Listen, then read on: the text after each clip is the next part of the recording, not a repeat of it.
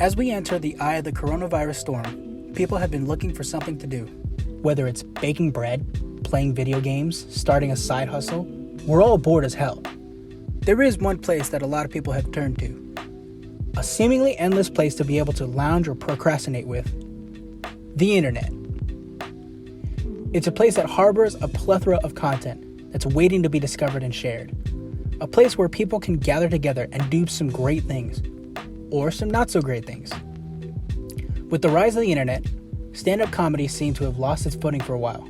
But as people do in times of change, comedians adapted and hit the mark. Two comedians in particular have been able to not only thrive, but potentially change stand-up comedy forever. Joe Rogan and Andrew Schulz.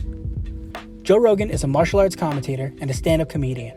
Around 2009 is when he recorded his first podcast on his laptop, which was just a conversation with his friend. What started out as a hobby eventually grew into the Joe Rogan Experience we know today as one of the biggest and most influential podcasts today. But why and how the hell did it get so popular? Well, the show has had a very organic feel from the start. Rogan never really advertised his show in his career as a comedian or as a commentator, and has mostly grown through word of mouth as a result.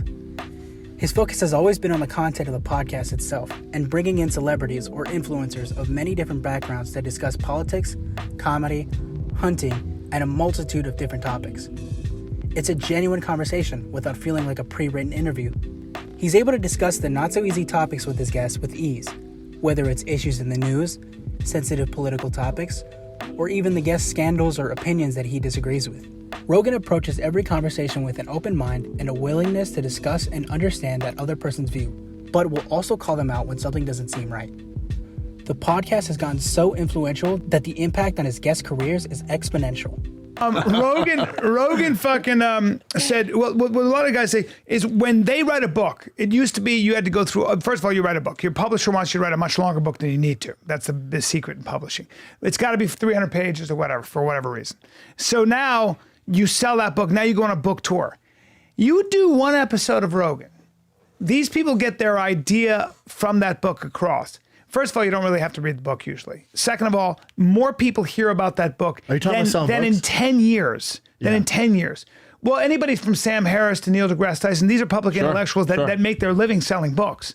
They do one episode of Rogan. They know Daddy's going to sell one episode, books. And they sell more books from that 3 hours than they do in 10 years. I mean, I'm talking about, I think it was Sam Harris talking about, he sells, he's a bestseller. He goes, I can sell more books in this 3 hours than I do in 10 years. Joe Rogan created a platform for people to share their views, ideas, or laughs and had a big impact on developing the podcast industry.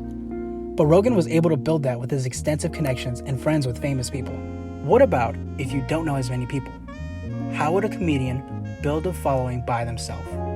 Dude, it's insane, man. It's like, I see this all the time, like these hardcore, perceivably hardcore feminist chicks. Yeah. They'll hear my comedy, which could be the opposite of that. Right. And they're in the DMs. Right. Saying, I don't know why I'm here. I swear to God. I swear to God, bro. Like it's a trap house. Exactly.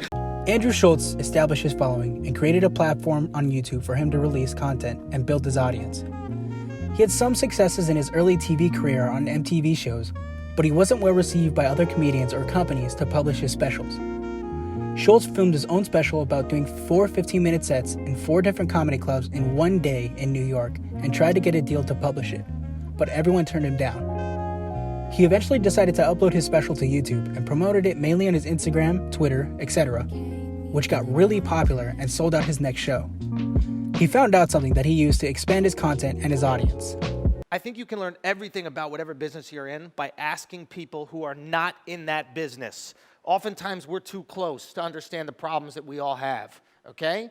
So I asked my friends that watch stand-up what they were watching and how they liked it. And they would all tell me about the things they were watching, and then they would all say the same thing. Every single one would be like, yeah, I watched it, it was funny, but I didn't finish it.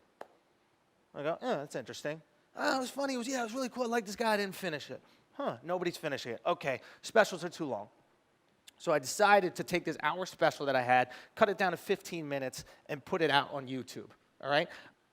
Every week I put a new clip out on YouTube, and these clips would start to go viral, and they would blow up in places all around the world. India, Bulgaria, Romania, Russia, obviously America as well.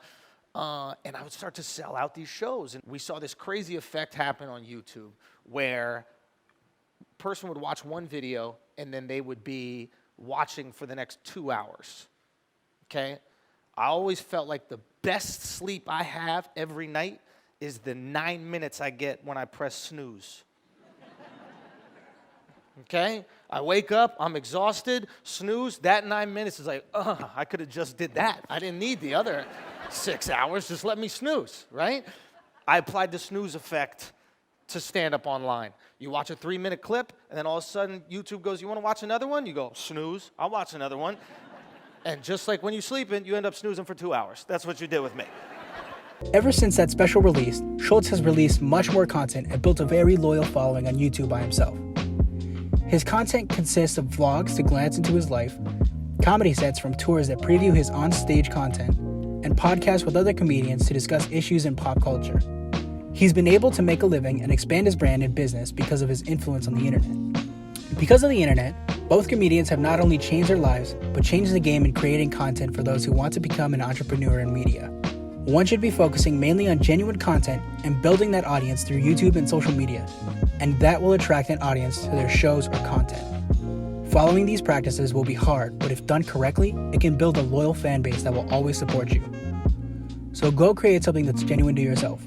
Post it on social media and watch your audience grow. You'd be surprised with what the internet can bring.